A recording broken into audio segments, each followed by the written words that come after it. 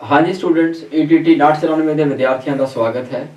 ਕੱਲ ਆਪਾਂ ਮਹਾਰਾਜਾ ਰਣਜੀਤ ਸਿੰਘ ਬਾਰੇ ਤੇ ਸਿੱਖ ਮਿਸਲ ਦੇ ਬਾਰੇ ਡਿਸਕਸ ਕੀਤਾ ਸੀ। ਵੈਸੇ ਤਾਂ ਉਹ ਵੀਡੀਓ ਜਿਹੜੀ ਹੈ ਆਲਮੋਸਟ ਕੰਪਲੀਟ ਹੋ ਚੁੱਕੀ ਸੀ, ਪਰ ਫਿਰ ਵੀ ਕੁਝ ਫਾਈਨਲ ਪੁਆਇੰਟਸ ਦੁਬਾਰਾ ਡਿਸਕਸ਼ਨ ਦੇ ਵਿੱਚ ਲੈਣੇ ਸੀਗੇ ਆਪਾਂ ਤੇ ਉਹ ਮੌਕੇ ਤੇ ਵੀਡੀਓ ਜਿਹੜੀ ਹੈ ਉਹ ਐਬਰਪਟ ਹੋ ਗਈ ਸੀ, ਉਸ ਕਰਕੇ ਥੋੜੀ ਜਿਹੀ ਦਿੱਕਤ ਹੋਈ। ਤੇ ਉਹ ਜਿਹੜੇ ਫਾਈਨਲ ਪੁਆਇੰਟਸ ਹੈ, ਵੈਸੇ ਤੁਸੀਂ ਦੇਖੋਗੇ ਜਿਹੜੀ ਕੱਲ ਦੀ ਵੀਡੀਓ 'ਚ ਆਪਾਂ ਉਹ ਸਾਰੇ ਪੁਆਇੰਟਸ ਡਿਸਕਸ ਕਰ ਚੁੱਕੇ, ਜਿਹੜੇ ਕਿ ਹੁਣ ਮੈਂ ਪੁਆਇੰਟਸ ਤੁਹਾਨੂੰ ਫਾਈਨਲੀ ਡਿਸਕਸ ਕਰਨੇ ਆ। ਪਰ ਇਹ ਵੀ ਵੀਡੀਓ ਦੀ ਕੰਪਾਈਲੇਸ਼ਨ ਜ਼ਰੂਰੀ ਸੀ, ਇਸ ਲਈ ਇਹ ਵੀਡੀਓ ਤੁਹਾਨੂੰ ਦੁਬਾਰਾ ਤੋਂ 5-4 ਮਿੰਟ ਦੀ ਜਿਹੜੀ ਪੈਂਡਿੰਗ ਹੈ ਉਹ ਕਲੀਅਰ ਕਰਕੇ ਦੇ ਰਹੇ ਹਾਂ। ਠੀਕ ਹੈ ਜੀ। ਬੇਸਿਕਲੀ ਮਹਾਰਾਜਾ ਰਣਜੀਤ ਸਿੰਘ ਦੇ ਬਾਰੇ ਇਹ ਫਾਈਨਲ ਪੁਆਇੰਟਸ ਹਨ। ਠੀਕ ਹੈ ਜੀ। ਆ ਨੰਬਰ 1 2 3 4 5 6 ਐ ਕਰਕੇ ਆਪਾਂ ਤਕਰੀਬਨ 16 ਪੁਆਇੰਟਸ ਕੱਢੇ ਹੋਏ ਆ ਇਹਦੇ ਵਿੱਚ। ਠੀਕ ਹੈ ਜੀ। ਉਹ ਸਾਰੇ ਇੰਪੋਰਟੈਂਟ ਪੁਆਇੰਟਸ ਆ, ਪੇਪਰ ਦੇ ਐਂਗਲ ਤੋਂ ਉਹਨਾਂ 'ਚ ਸਵਾਲ ਬਣ ਜਾਂਦਾ ਹੈ। पहले सवाल की है, बुद्ध सिंह शुक्र चकिया मिसल के संस्थापक सन। आप कल गल की सी, आप तो सवाल पूछो शुक्र चकिया मिसल के संस्थापक तो बाद फिर नेक्स्ट इन लाइन जड़ा है वो कौन है, नेक्स्ट इन लाइन कौन है, नेक्स्ट इन लाइन कौन है, नेक्स्ट इन लाइन कौन है। यानी कि महाराजा रणजीत सिंह दा फादर, उन्होंने प्यो का नाम की है, उन्होंने पिता का की नाम है, उन्होंने दादे का की नाम है, उन्होंने पड़दादे का की नाम है, उन्होंने पड़पड़दादे का की नाम है। ये सारी लीनियज जी है, वंश है जड़ा महाराजा रणजीत सिंह का, उन्होंने जो पूर्वज है उन्होंने बारे आपदे आप तो सवाल करो। तो ये जरूरी है, थोड़ा सीक्वेंस याद होना चाहिए। दूसरा पॉइंट, नौद सिंह ने पिंड सुकर चक इसलिए सुकर चकिया नूं पक्का किया। बेसिकली आप कल गल की सी कि जेडे महाराजा रणजीत सिंह दे पूर्वज हैं, जेडे उन्होंने एंसैस्टर्स हैं, वो उन्होंने सिखा दे विच सन जिन्हों के बैप्टाइज किया गया सी गुरु गोबिंद सिंह जी के द्वारा। मतलब कि गुरु गोबिंद सिंह जी ने जो खंडे की पाहुल कराई है, खालसा रचिया है, वो खालसे की सिरजना के वक्त ये इन्हों मतलब जेडे इन्हों के पूर्वज सन उन्होंने भी खालसा धारिया सीगा। तो बेसिकली उत्थों ही जो गुरु साहब का आशीर्वाद है तो सारा कुछ इन्हों के नाल पीढ़ी दर पीढ़ी चलता है। तो एडा वड्डा इन्हों राजपाट भोगण नूं मिलता है, या फिर जो इन्हों की इन्नी ज़्यादा आप कह सकते हैं कि इज्जत शौहरत तो सब कुछ उन्होंने मिलता है। ठीक है जी। नौब सिंह है, उन्होंने की किया कि उन्होंने कोई लैंड का टुकड़ा, जमीन का टुकड़ा जिन्होंने आप चक कह दें, चक या पट्टी, बेसिकली चक टुकड़ा is a piece of land, वो चक दिता गया है सेवा के बदले। तो उसके लिए उन्होंने शुक्र किया है वाहिगुरु का, गुरु साहब का। राइट। तो उस करके उन्होंने नाम, उस पिंड का नाम या उस जगह का नाम पै गया शुक्र चक। उस शुक्र चक यानी कोई जगह के जोड़े पालनहार हैं, राखे हैं, जगह को संभालते हैं, जगह पर रहिंदे हैं, वो सारे की कहलान लगे शुक्र चकीए।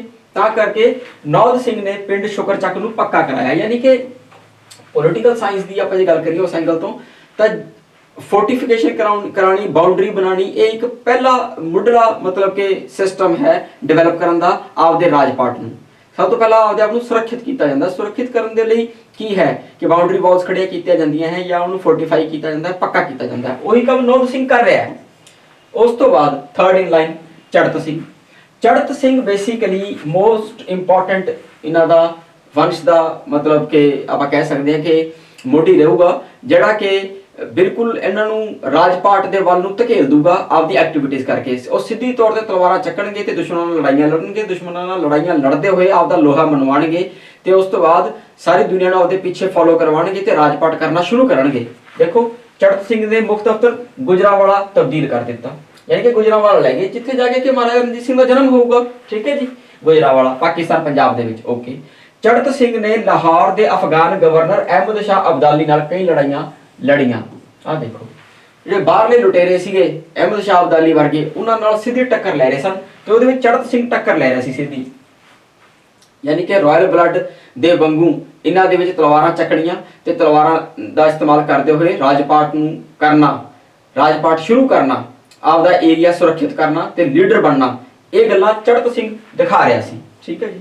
उस तो बाद की है कि माहा सिंह जड़ा कि पिता है किदा महाराजा रणजीत सिंह दा, इन्हां दा विआह होया महाराजा गजपत सिंह जेडे जींद दे है। यानी कि महाराजा गजपत सिंह जींद दे जेडे है एक महाराजा दी फैमिली दे नाल ये एसोसीएट हो रहे हैं, हुण रिश्ते नाते डेवलप कर रहे हैं, क्योंकि आपदे एरिया दे विच पूरी तरह ये भी एक राजा महाराजा वांगू इन्होंने रुतबा हासिल करना शुरू कर दिता है या कर लिया है या कर रहे हैं।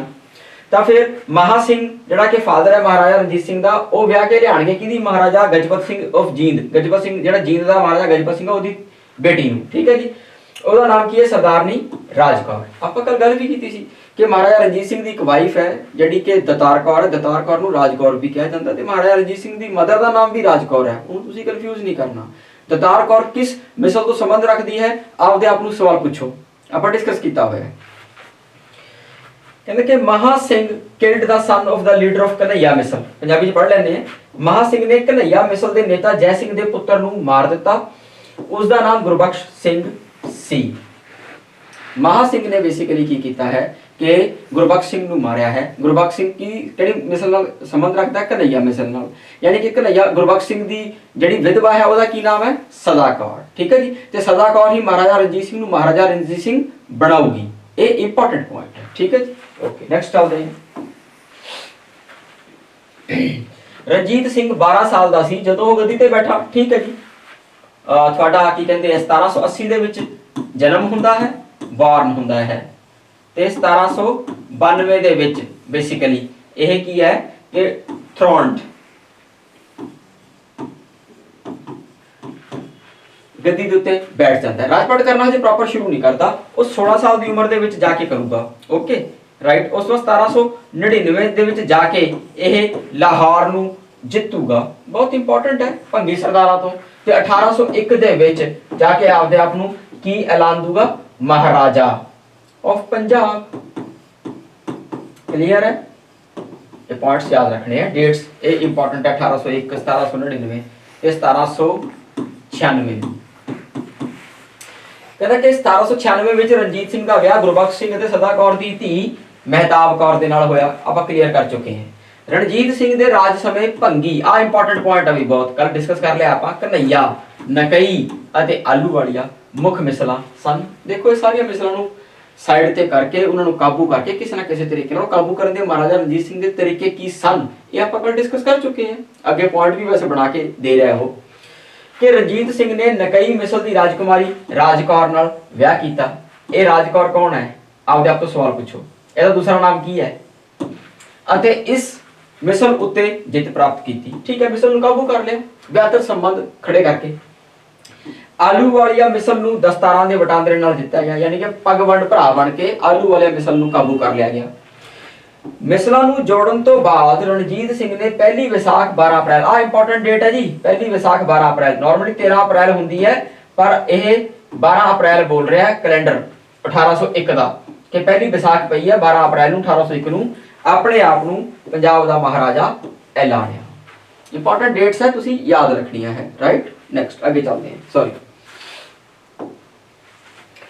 ਕਹਿੰਦਾ ਕਿ 1799 ਤੋਂ ਬਾਅਦ ਲਾਹੌਰ ਉਸ ਦੀ ਰਾਜਧਾਨੀ ਬਣੀ। ਆਪਾਂ ਪਤਾ ਕਿ ਤੁਸੀਂ ਆਪਣੇ ਆਪ ਤੋਂ ਸਵਾਲ ਪੁੱਛੋ ਕਿ 1799 ਦੇ ਵਿੱਚ ਕਿਹੜੀ ਲੜਾਈ ਲੜ ਕੇ ਕਿਸ ਤੋਂ ਕੀ ਜਿੱਤਿਆ, ਤੇ ਉਸ ਤੋਂ ਬਾਅਦ ਜੋ ਜਿੱਤਣ ਤੋਂ ਬਾਅਦ ਲਾਹੌਰ ਨੂੰ ਰਾਜਧਾਨੀ ਬਣਾ ਦੇਣਗੇ ਆਪਦੀ ਮਹਾਰਾਜਾ ਰਣਜੀਤ ਸਿੰਘ। ਕਹਿੰਦਾ ਸਾਰੀਆਂ ਜਿੱਤਾਂ ਦੇ ਨਤੀਜੇ ਵਜੋਂ ਮਹਾਰਾਜਾ ਨੇ ਆਪਣੀ ਛੋਟੀ ਮਿਸਲ ਨੂੰ ਵਿਸ਼ਾਲ ਸਮਰਾਜ ਵਿੱਚ ਉੱਤਰ ਪੱਛਮ ਵਿੱਚ ਜਮਰੌਦ ਤੱਕ ਲੈ ਗਿਆ ਤੇ ਪੂਰਬ ਵਿੱਚ ਸਤਲੁਜ ਦਰਿਆ ਤੱਕ ਬਦਲ ਦਿੱਤਾ। ਯਾਨੀ ਕਿ ਸਤਲੁਜ ਦਰਿਆ ਤੋਂ ਵੀ ਆਪਾਂ ਜੇ ਗੱਲ ਕਰੀਏ ਤਾਂ ਕਿ ਇਹ ਕਿਹਾ ਗਿਆ ਹੈ ਕਿ J&K ਵਾਲਾ ਜਿਹੜਾ ਇਲਾਕਾ ਹੈ, ਹਿਮਾਚਲ ਵਾਲਾ ਜਿਹੜਾ ਇਲਾਕਾ ਹੈ, ਉਸ ਤੋਂ ਬਾਅਦ ਜਿਹੜਾ ਥੋੜਾ ਤਿੱਬਤ ਹੈ, ਤਿੱਬਤ ਵਾਲਾ ਇਲਾਕਾ ਜਿਹੜਾ ਕਿ ਟੱਚ ਕਰਦਾ ਹੈ ਜੇ ਹਿਮਾਚਲ ਵਾਲੀ ਬੈਲਟ ਨੂੰ, ਉੱਥੋਂ ਤੱਕ ਇਹਨਾਂ ਦਾ ਰਾਜ ਫੈਲਿਆ ਹੋਇਆ ਸੀਗਾ, ਠੀਕ ਹੈ ਜੀ। ਯਾਨੀ ਕਿ ਮੋਟਾ ਇਹ ਕਹਿ ਲਓ ਕਿ ਅਫਗਾਨਿਸਤਾਨ, ਪਾਕਿਸਤਾਨ ਤੇ ਉਧਰਲੇ ਪਾਸੇ ਤਿੱਬਤ ਤੱਕ, ਈਸਟ ਵਾਲੇ ਪੂਰਬ ਵਾਲੇ ਪਾਸੇ ਈਸਟਰਨ ਸਾਈਡ ਤੇ ਤਿੱਬਤ ਤੱਕ ਤੇ ਵੈਸਟ ਦੇ ਵਿੱਚ ਬੇਸਿਕਲੀ ਅਫਗਾਨਿਸਤਾਨ ਤੱਕ ਇਹਨਾਂ ਦਾ ਰਾਜ ਫੈਲਿਆ ਹੋਇਆ ਸੀਗਾ, ਠੀਕ ਹੈ ਜੀ। ਓਕੇ, ਮਹਾਰਾਜਾ ਰਣਜੀਤ ਸਿੰਘ, ਪੰਜਾਬੀ ਚ ਪੜ੍ਹਦੇ ਹਾਂ, ਮਹਾਰਾਜਾ ਰਣਜੀਤ ਸਿੰਘ ਨੂੰ 1809 ਵਿੱਚ ਅੰਮ੍ਰਿਤਸਰ ਦੀ ਸੰਧੀ ਦੁਆਰਾ ਪੂਰਬ ਵਿੱਚ ਅੰਗਰੇਜ਼ਾਂ ਦੁਆਰਾ ਰੋਕਿਆ ਗਿਆ ਸੀ। ਆ ਇੱਕ ਇੰਪੋਰਟੈਂਟ ਸੰਧੀ ਹੈ। ਇਹਨਾਂ ਸੰਧੀਆਂ ਤੋਂ ਇਹ ਪਤਾ ਲੱਗ ਰਿਹਾ ਕਿ ਮਹਾਰਾਜਾ ਰਣਜੀਤ ਸਿੰਘ ਨੂੰ ਕਮਜ਼ੋਰ ਕੀਤਾ ਜਾ ਰਿਹਾ ਹੈ। ਮਹਾਰਾਜਾ ਰਣਜੀਤ ਸਿੰਘ ਦੀ ਵੀ ਕੁਝ ਮਜਬੂਰੀਆਂ ਹਨ, ਤਾਂ ਕਰਕੇ ਉਹ ਇੱਕਦਮ ਕਿ ਉਹਨਾਂ ਨੂੰ ਇੱਕਦਮ ਢਾਹ ਨਾ ਦਿੱਤਾ ਜਾਵੇ, ਇੱਕਦਮ ਉਹਨਾਂ ਨੂੰ ਖਤਮ ਨਾ ਕਰ ਦਿੱਤਾ ਜਾਵੇ, ਉਹ ਸੰਧੀਆਂ ਕਰਕੇ ਚੱਲ ਰਹੇ ਹਨ। ਜਿਹੜੀ 1809 ਦੀ ਸੰਧੀ ਹੈ ਇਹਨੂੰ ਅੰਮ੍ਰਿਤਸਰ ਦੀ ਸੰਧੀ ਕਹਿੰਦੇ ਆ, ਆਪਾਂ ਨੂੰ ਪਤਾ ਹੈ। ਅੰਮ੍ਰਿਤਸਰ ਦੀ ਸੰਧੀ ਹੈ ਜਿਹੜੀ, ਇਹਦੇ ਵਿੱਚ ਉਸ ਟਾਈਮ ਦਾ ਜਿਹੜਾ ਗਵਰਨਰ ਜਨਰਲ ਸੀਗਾ ਲਾਰਡ ਮਿੰਟੋ ਦਾ ਇੱਕ ਐਨਵॉय ਸੀਗਾ। ਐਨਵॉय ਮਤਲਬ ਉਹਦਾ ਇੱਕ ਰਾਜਦੂਤ ਟਾਈਪ ਦਾ ਉਹਦਾ ਬੰਦਾ ਸੀ, ਉਹਦਾ ਰਾਜਦੂਤ ਆਇਆ ਕਿਹਦੇ ਨਾਲ ਗੱਲ ਕਰਨ, ਮਹਾਰਾਜਾ ਰਣਜੀਤ ਸਿੰਘ ਨਾਲ। ਉਹਦਾ ਨਾਮ ਸੀਗਾ ਚਾਰਲਸ ਮੈਟਕਾਲਫੇ, ਠੀਕ ਹੈ ਜੀ, ਮੈਟਕਾਲਫੇ। ਇਹ ਇੰਪੋਰਟੈਂਟ ਹੈ, ਚਾਰਲਸ ਮੈਟਕਾਲਫੇ ਇਹ ਸੰਧੀ ਦੇ ਵਿੱਚ ਇਨਵੋਲਵ ਹੋਇਆ ਹੈ 1809 ਦੀ ਅੰਮ੍ਰਿਤਸਰ ਦੀ ਸੰਧੀ ਦੇ ਵਿੱਚ। ਇਹਨਾਂ ਨੇ ਕੀ ਕੀਤਾ ਹੈ ਕਿ ਕੁਝ ਸ਼ਰਤਾਂ ਰੱਖੀਆਂ ਕਿ ਮਹਾਰਾਜਾ ਰਣਜੀਤ ਸਿੰਘ ਜਿਹੜੇ ਹੈ ਉਹ ਸਤਲੁਜ ਤੋਂ ਦੂਸਰੇ ਪਾਸੇ ਰਹਿਣਗੇ ਤੇ ਸਤਲੁਜ ਤੋਂ ਪੂਰਬ ਵੱਲ ਜਿਹੜਾ ਹੈ ਉਹ ਬ੍ਰਿਟਿਸ਼ ਰਹਿਣਗੇ। ਠੀਕ ਹੈ ਜੀ, ਤੇ ਦੋਨੋਂ ਦੋਸਤੀ ਭਰਿਆ ਸੰਬੰਧ ਰੱਖਣਗੇ ਤੇ ਲੜਾਈਆਂ ਨਹੀਂ ਲੜਨਗੇ। ਇਸ ਤਰ੍ਹਾਂ ਦੀ ਇਹਨਾਂ ਨੇ ਇੱਕ ਦੂਸਰੇ ਨਾਲ ਸੰਧੀ ਕਰਕੇ ਮਹਾਰਾਜਾ ਰਣਜੀਤ ਸਿੰਘ ਨੇ ਵੀ ਬ੍ਰਿਟਿਸ਼ਰਸ ਨੂੰ ਆਪਦੇ ਖਿਲਾਫ ਹੋਣ ਤੋਂ ਰੋਕਿਆ ਤੇ ਬ੍ਰਿਟਿਸ਼ਰਸ ਨੂੰ ਵੀ ਜਿਹੜਾ ਕਿ ਫਰਾਂਸੀਸੀ ਉਹਨਾਂ ਨੂੰ ਕਿਸੇ ਨਾ ਕਿਸੇ ਤਰ੍ਹਾਂ ਤਰੀਕੇ ਨਾਲ ਧੱਕਾ ਦੇ ਰਹੇ ਸਨ, ਕਿਉਂਕਿ ਤਿਲਸਤ ਦੀ ਇੱਕ ਸੰਧੀ ਹੋਈ ਸੀ, ਉਹ ਆਪਣੇ ਪੇਪਰ ਦੇ ਐਂਗਲ ਤੋਂ ਬਾਹਰ ਹੈ, ਪੇਪਰ ਦੇ ਐਂਗਲ ਦੇ ਸਕੋਪ ਤੋਂ ਬਾਹਰ ਹੈ। ਤਿਲਸਤ ਦੀ ਇੱਕ ਸੰਧੀ ਦੇ ਵਿੱਚ ਰਸ਼ੀਆ ਤੇ ਫਰਾਂਸ ਜਿਹੜੀ ਹੈ ਉਹਨਾਂ ਦੀ ਸੰਧੀ ਹੋਣ ਕਰਕੇ ਬ੍ਰਿਟਿਸ਼ਰਸ ਨੂੰ ਖਤਰਾ ਸੀਗਾ ਕਿ ਕਿਤੇ ਉਹ ਰਸ਼ੀਆ ਦੇ ਥਰੂ ਇਧਰਲੇ ਏਰੀਆ ਦੇ ਵਿੱਚ ਐਂਟਰ ਕਰਦੇ ਹੋਏ ਬ੍ਰਿਟਿਸ਼ਰਸ ਨੂੰ ਨੁਕਸਾਨ ਨਾ ਪਹੁੰਚਾਉਣ ਫਰਾਂਸੀਸੀ। ਤਾਂ ਕਰਕੇ ਵੀ ਉਹਨਾਂ ਨੇ ਮਹਾਰਾਜਾ ਰਣਜੀਤ ਸਿੰਘ ਨਾਲ ਦੋਸਤੀ ਕਰ ਲਈ ਤੇ ਮਹਾਰਾਜਾ ਰਣਜੀਤ ਸਿੰਘ ਨੂੰ ਕੌਨਫੀਡੈਂਸ ਚ ਲੈ ਲਿਆ, ਸਪੋਰਟ ਚ ਲੈ ਲਿਆ ਤੇ ਮਹਾਰਾਜਾ ਰਣਜੀਤ ਸਿੰਘ ਨੇ ਵੀ ਇਹ ਕਿ ਬ੍ਰਿਟਿਸ਼ਰ ਜਿਹੜੇ ਹੈ ਮੇਰੇ ਜ਼ਿਆਦਾ ਖਿਲਾਫ ਨਾ ਹੋ ਜਾਣ, ਇਹਨਾਂ ਨਾਲ ਦੋਸਤਾਨਾ ਸੰਬੰਧ ਬਣਾ ਕੇ ਚੱਲਣਾ ਠੀਕ ਹੈ।